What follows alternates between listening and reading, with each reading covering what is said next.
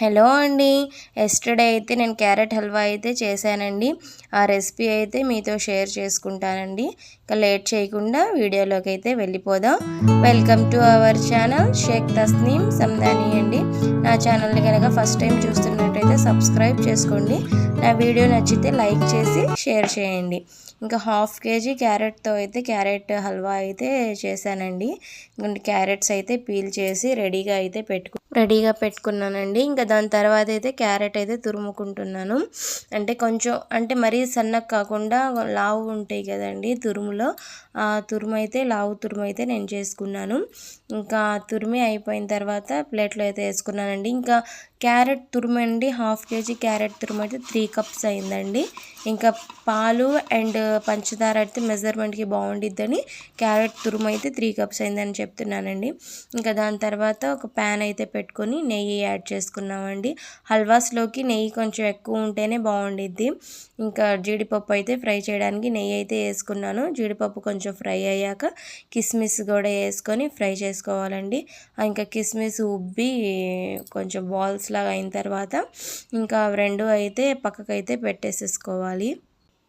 ఇంకా కిస్మిస్ జీడిపప్పు అయితే ఫ్రై అయిపోయినాయి. అవి పక్కకు తీసేసి ఇంకొంచెం నెయ్యి అయితే యాడ్ చేస్తున్నానండి. చెప్పాను కదండి, హల్వాస్లోకి నెయ్యి అయితే ఎక్కువ ఉంటేనే బాగుండిద్ది. ఇంకా నెయ్యి కూడా హీట్ అయ్యాక ఇంకా క్యారెట్ వేసేసుకున్నామండి. 3 కప్స్ క్యారెట్ అయితే మెజర్మెంట్ చూస్తే నేను కప్స్తో వేయలేదండి, మళ్ళీ ప్లేట్లోనే వేసేసాను. ఇంకా క్యారెట్ వేసేసుకొని దాంట్లో బాగా ఫ్రై చేయాలండి.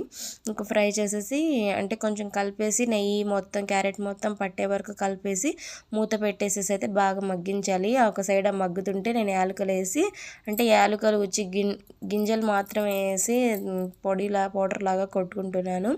ఇంకా 15 మినిట్స్ అయ్యేటప్పటికి క్యారెట్ అయితే బాగా మెత్తగా అయితే మగ్గిపోయింది.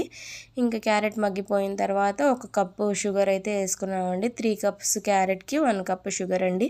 అంటే నార్మల్గా అయితే ఇంకొంచెం వేసుకోవచ్చు మీకు షుగర్కి సరిపడా. మాకైతే ఇదైతే సరిపోయింది. అంటే ఎట్లాగో క్యారెట్ అయితే కొంచెం స్వీట్గానే ఉండేది. ఇంకా షుగర్ వేసేసిన తర్వాత ఇంకా దాంట్లో వాటర్ అయితే వచ్చింది కదండి, ఆ వాటర్ అంతా డ్రై అయ్యే వరకు ఫ్రై చేసుకోవాలి. ఆ వాటర్ డ్రై అయ్యాక 1/2 లీటర్లో కొంచెం పాలు మిగిల్చి మిగతా పాలు అనేది వేసేసుకోవాలండి. మిగతా పాలు వేసేసుకున్న తర్వాత మూత పెట్టి కాసేపు మగ్గించాలి.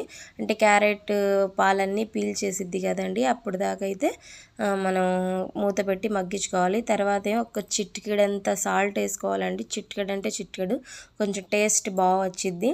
ఇదిగోండి క్యారెట్ అయితే పాలు మొత్తం పీల్చేసింది. ఇంకా మనకైతే కొంచెం విరగాలండి పాలు, కొంచెం విరిగితేనే అది కొంచెం కోవాలాగా బాగుండిద్ది.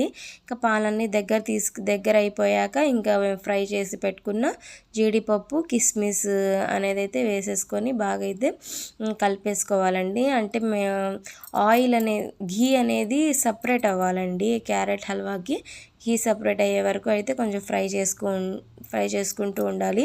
ఆ పాలు కూడా దగ్గర పడతాయి కదా, ఆ దగ్గర పడిన పాలు కొంచెం కోవాలాగా బాగుండిద్ది. ఇంకట్లా ఫ్రై చేసుకున్నామండి. ఇంకా దగ్గర పడిపోయింది. ఇంకా తర్వాత యాలకుల పొడి అయితే వేసేసుకున్నాము. యాలకుల పొడి కూడా వేసేసుకొని ఇంకంతా మిక్స్ అయ్యే వరకు బాగా మిక్స్ చేసేసుకోవాలి. అంటే యాలకుల స్మెల్ ఏ స్వీట్లో అయినా ఫస్ట్ మనకి యాలకుల స్మెల్ ఉండాలండి, దాంతోనే బాగా టేస్ట్ వచ్చింది. అదిగోండి పాలు అయితే కొంచెం లైట్గా అయితే విరిగిందండి. అంటే మామూలుగా అయితే ఇంకా విరిగిద్ది, నాన్ స్టిక్ ప్యాన్స్లో అయితే తొందరగా విరగదండి పాలు. ఇంకా మామూలు సిల్వర్ దాంట్లో అయితే ఇంకా కొంచెం విరుగుతాయి పాలు, ఇంకా బాగుండిద్ది. ఇంకా దీంట్లో ఏమంటే లైట్గా విరిగింది. ఇంకా దాని తర్వాత లాస్ట్లో మళ్ళీ ఒక 1 స్పూను నెయ్యి అయితే యాడ్ చేసుకున్నామండి. ఇంకా లాస్ట్లో కొంచెం నెయ్యి యాడ్ చేసుకొని ఇంకొంచెం మిక్స్ చేసుకుంటే ఇంకా క్యారెట్ హల్వా అనేది ఇంకా రెడీ అయిపోయినట్టేనండి. నా వీడియో కనుక నచ్చితే నా ఛానల్ని సబ్స్క్రైబ్ చేసుకోండి. నా రెసిపీ అనేది మీకు నచ్చితే లైక్ చేసి షేర్ చేయండి. Thank you for watching friends.